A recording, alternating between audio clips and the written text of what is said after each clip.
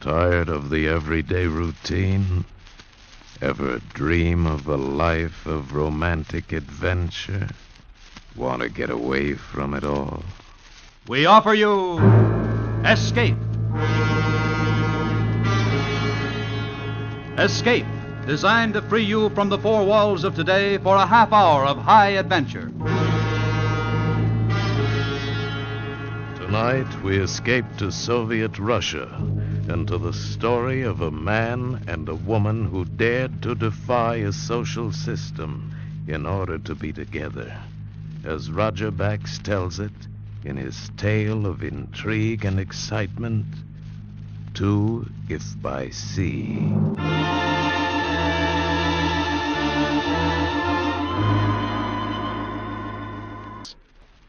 And now we bring you Escape.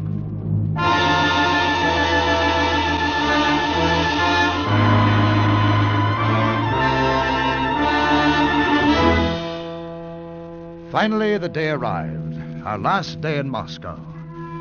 We stood in the chill wind at the airport, watching the huge four-motor plane taxi to the loading ramp. A pair of newlyweds. Philip Sutherland, Moscow reporter for the London Press, homeward bound after 3 years in the Soviet Union. And his bride, Maria, ballerina of the State Ballet. Oh, and Steve Quillen, American newscaster. He was there, too. Only Steve was green with envy. Oh, I hate you both. This time tomorrow you'll be in London, and me?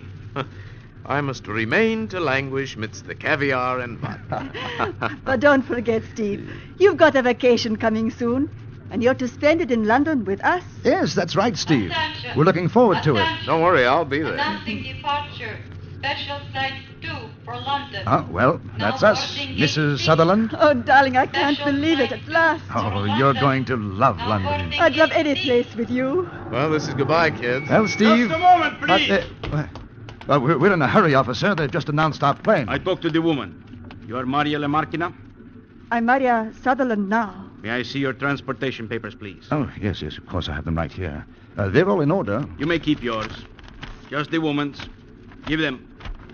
Thank you. Maria Lemarkina, you will remain in Moscow. Your permission to travel has been revoked. Revoked?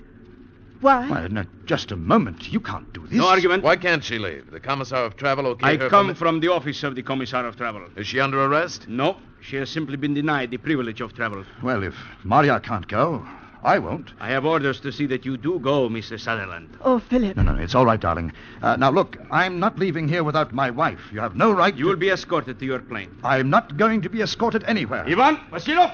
Oh, Philip, you'd better do what they say, or it might be worse. For London will board their plane immediately. Gate 6. All right, Mr. Sutherland, that's your plane. Philip, oh, Philip. Don't worry, Phil. I'll take care of her. We'll get this all straightened out. You better go. Well, goodbye, Maria. Goodbye, darling. If I can't get out, come back for me. Please come back.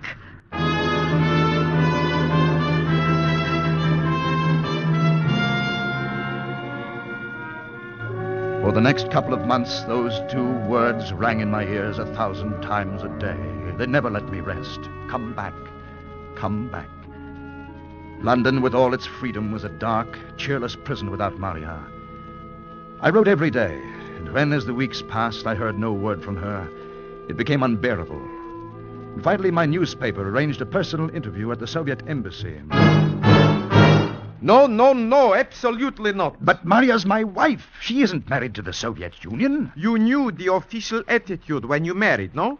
The state frowns on Russian women marrying foreigners. And when such a marriage occurs, you take your own risk. Very well, then grant me a visa to return to the Soviet Union. Mr. Sutherland, I am forced to be blunt. You are no longer welcome in my country. And besides, to return would only work a hardship on both of you. What do you mean? Forget Maria Lemarkina, Mr. Sutherland. She is a prominent ballerina, the premier danseuse of Moscow, a girl of exceptional talent. And you may as well know this. Even now, the state is arranging an official divorce. Good day.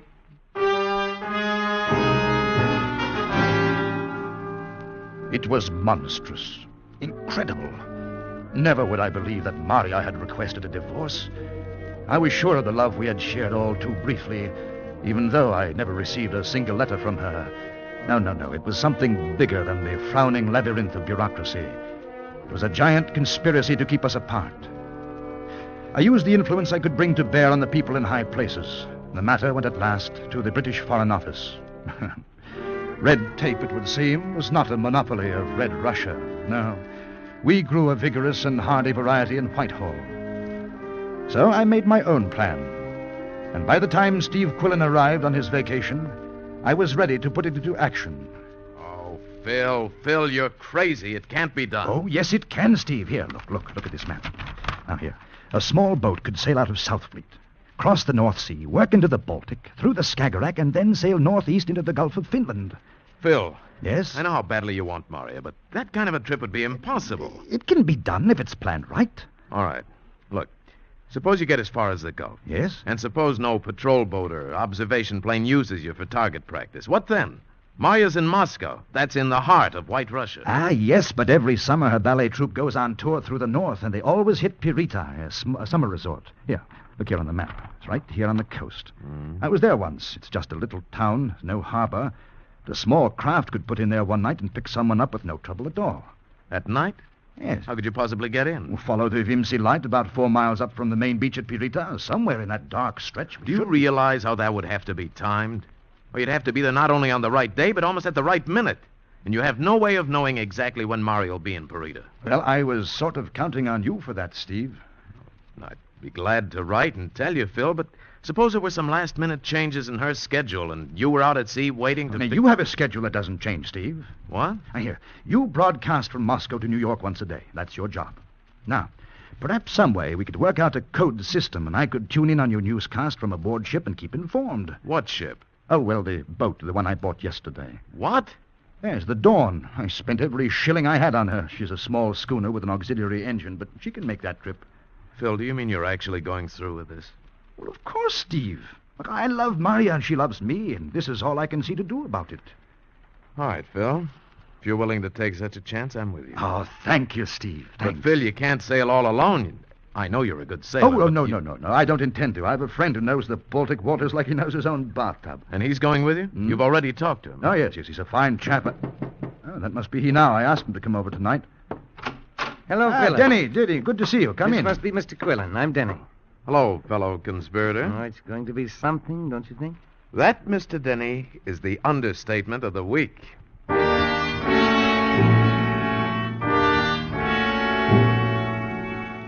We spent the next 7 days working out a careful timetable and a code. And when Steve went back to Moscow, we rehearsed the code. And it worked. Every 9th word on his daily broadcast was a message to us. And one day, a month later, we put out for the Baltic Sea, keeping daily radio contact with Steve.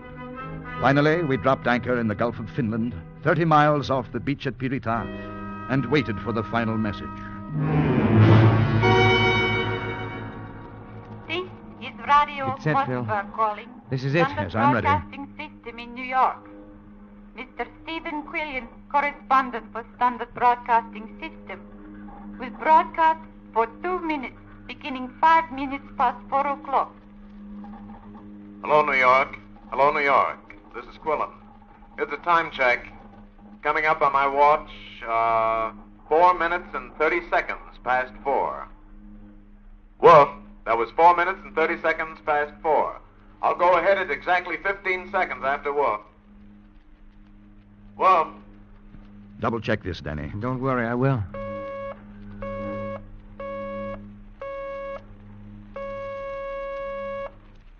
This is Steve Quillen reporting to you from Leningrad. I've been touring this battered city, studying all the reconstruction work in progress. Leningraders have certainly set themselves tremendous tasks.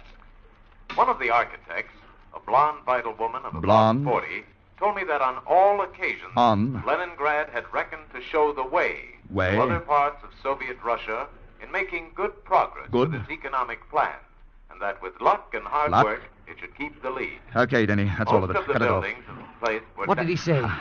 This is what we've been waiting for. Here, all set. Blonde on way. Good luck. Oh, good. That means by 10 o'clock tonight you'll be holding Maria in your arms. Oh, wouldn't Uncle Joe just bite the stem off his pipe if he knew he was going to lose one of his prettiest citizens tonight?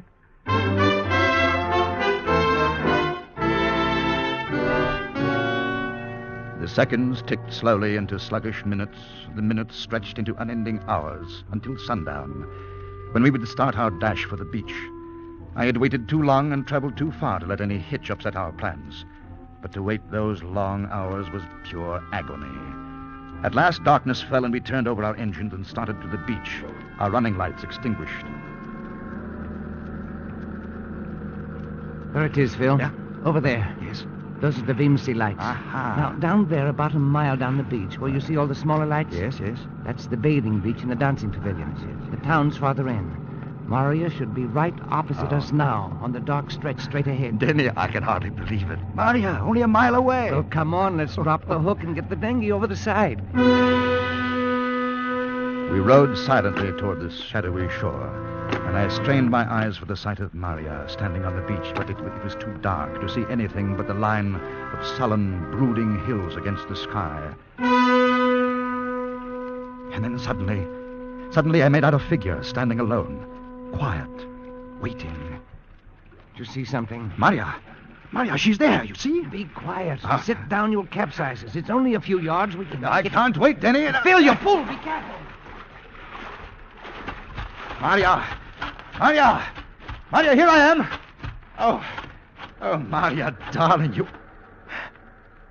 You are Philip Sutherland? Why, you... Where's Maria? Do not be afraid of me. I am a friend of Maria Lamarquina. Well, where is she? Maria cannot meet you tonight. Why? What has happened? Listen to me carefully, Mr. Sutherland. She tried desperately. Yes. But it was impossible, so she sent me to give you a message. What? I repeat, word for word. There is no hope of ever getting out of Russia. I will never stop loving you, but this must be.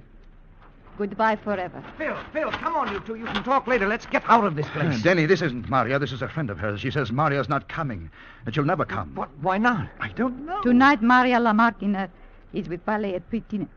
She has been commanded to give special performance, honoring Colonel General Oblomov of Red Army. There was no possible way she could... Where is this ballet? A theater in Purita, 3 miles from here. Oh, no. Now, I must go before they find me. I am sorry. My heart goes out to you. No, wait. Let it go. Let her go. She risked her life to come here at all. I'm going into that theater and get Maria and bring her back to the boat. Phil, sailing into a dark beach is one thing, but trying to walk through a Russian town and kidnap a well-known ballerina is quite another. Phil, don't Listen, be... I'm going in. And if I'm not back here in 4 hours at 2 a.m. with her, then leave by yourself, Denny. Oh, Phil, I couldn't. Look, I'll be here with her by 2 o'clock, or I won't be back at all.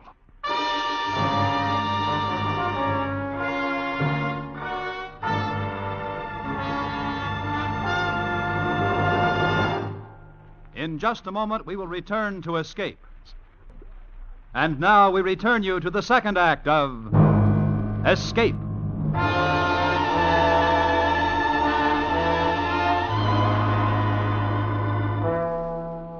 It was 3 long, dangerous miles into the town of Purita, and somehow I had to get Maria out of the ballet theater and back aboard our schooner. But in spite of the fact I spoke Russian fluently, dressed the way I was in soiled sailing clothes, I didn't stand a chance. For the next half hour, I walked steadily, passing a few night swimmers along the beach. Then I came to a crowded area where there was a dancing pavilion, and a sudden idea came to me. I walked over to a man in uniform standing by a pile of clothes, on top of which was a Red Army cap. "Oi, Corporal." What is it you want, comrade? Oh, I'm glad I found you. There is some trouble on the road back there. Someone tried to steal a car. Where? Yeah. What sort of car, Tovarish? It was a Black Army Zis. This? Oh, no, It's no. not yours, is it? The militia are making trouble about the missing chauffeur. Tovarish, help me, I beg you. Keep your eye on the colonel's uniform while I go see. The colonel's in swimming now, and if you fall down... I didn't hesitate a single minute. As soon as he got out of sight, I grabbed the bundle of clothes, stepped into the shadows behind the pavilion. In 3 minutes, I was wearing a loose-fitting uniform that told the world I was a colonel in the 12th Guard Division, wearer of the rarely conferred Order of the Suvorov. and a hero of the Soviet Union.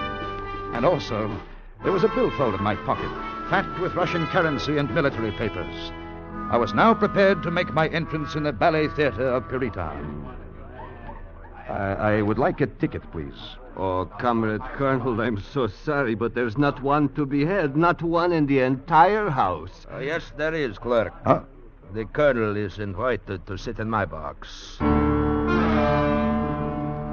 His collar insignia and his decorations glittered in the light of the theater lobby.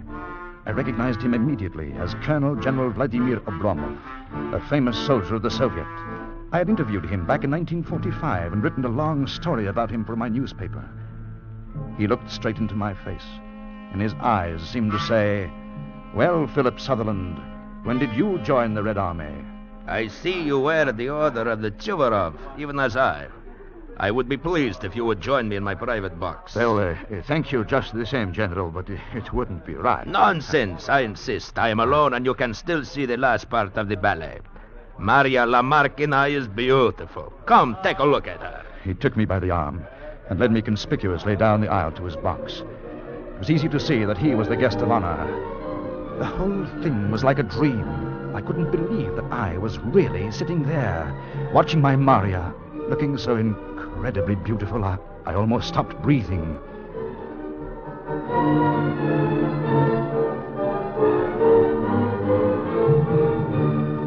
Time was our enemy. I thought the ballet would never end.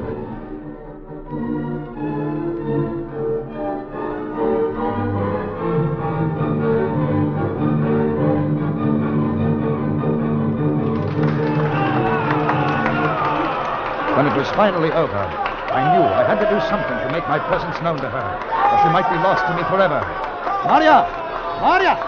Maria! You know her, Comrade Colonel? Yes, sir. I know her, sir. Rather well. Really? An old lover, perhaps? Well, I'm her brother, Sergei. Ah, brother. Well, that is good. It would not do for two Russian soldiers, two orders of the Suvorov to fight over the same woman, huh? No. Come, brother Sergei. Let us go backstage and talk to little Maria. She will be most anxious to see you and me. I am having supper with her tonight.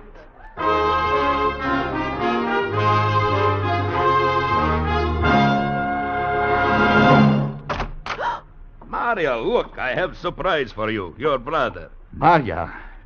Well, Maria, don't you know your own brother? Or has he grown too fat on Red Army rations, huh? It's really me, Maria. Sergei. Oh, Sergei! Sergei! It's been so long. Too long, Maria. Tender. Hey. Well, how are you, my little sister? How's the family? How's Shura?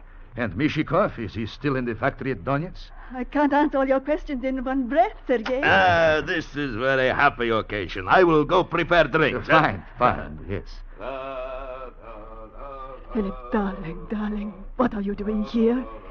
They'll kill you if they find out. Why didn't you come to the beach? He was with me all day. Oh, Maria, I have never seen you perform so well. Tonight you danced my eyes out. How long are you going to be in town, Sergei? I leave with the dawn, Maria darling. Oh, well, in that case, we haven't much time. We must do our best to entertain Sergei, huh, Maria? Of course, Colonel General. Oh, please, just call me plain General. Here, your glasses. Thank you. And now, a toast. Until the dawn. And to brothers and sisters, wherever they find themselves.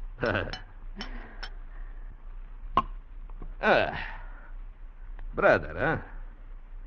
You don't look at her the way a brother looks at his sister. You don't hold her the way a brother holds his sister. You hold Maria the way I would like to hold Maria. I guess I was a little emotional, sir. Well, I haven't seen her for almost a year.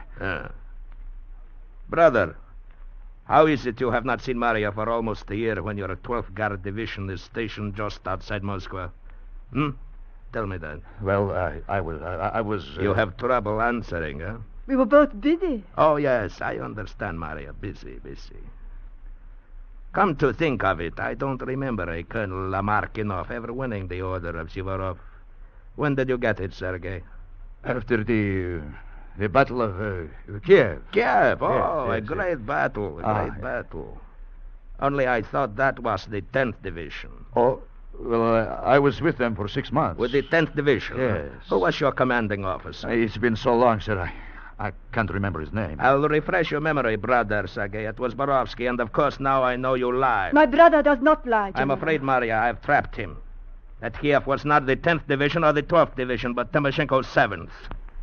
Now let me see your papers, brother Sergei. I'm afraid I left them in my car. Let me see them. And be careful how you hand them over.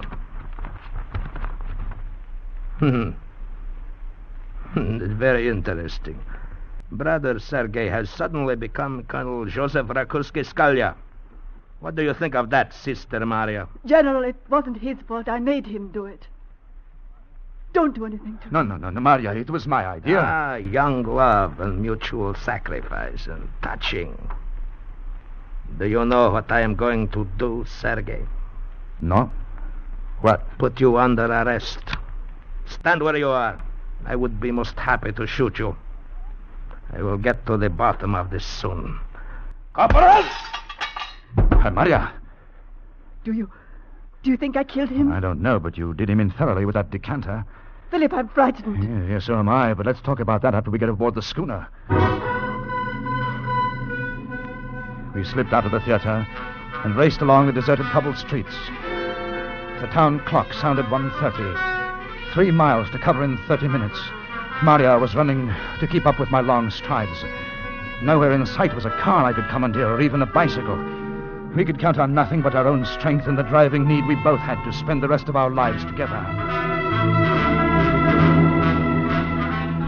25 minutes later, we were hurrying down the long slope toward the beach, and ahead of us the Vimsey light twinkled mockingly and seemed just as far away. Mario's breath was coming in little sobs. My lungs ached with an agony unendurable. And then I heard it.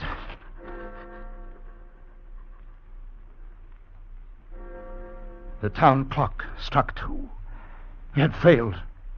So near to the beach and yet too far. The planning of months lost by seconds. Oh, Philip, I'm sorry I couldn't go any faster. No, dear. It wasn't your fault. There was just too much against us. Philip! Shh, quiet. I apologize for bothering you, comrade, but I have orders to check all persons along the beach. The colonel's uniform has been stolen. I hit him with all the strength I had left in me. As he fell, I dived after him. He rolled down the hill onto the rocks. I couldn't feel any pain or blows. All I wanted to do was get my hands around his throat and squeeze the life out of him. He fell away from me. I crawled over to where Maria lay, her breath coming in painful sobs, and I collapsed beside her. I could barely lift one arm to put it around her. And then another man's figure loomed up out of the dark, walking slowly towards us. And with him, all of my hopes of rescuing Maria, all of the working and planning, all of the reason for living seemed gone. But I couldn't go down without a fight. Somewhere I dragged up enough strength to struggle to my feet, to meet him. He grabbed my arm and we went down. Phil, it's me, Danny. Don't... Huh? Denny. Oh, Denny, I couldn't tell in the dark. I thought you'd gone. I thought that... You didn't really think I'd leave without you and Maria, did you? Come on, Phil. Let's get Maria aboard the schooner. We're going to make it. Certainly we are. We'll be in England in a week.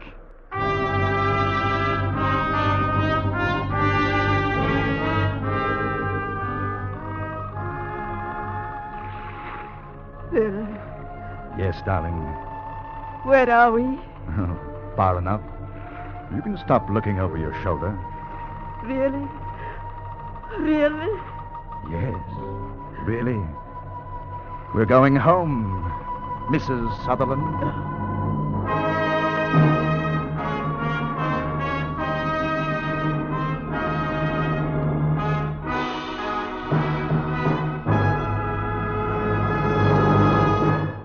In just a moment, a word about next week's exciting story of Escape.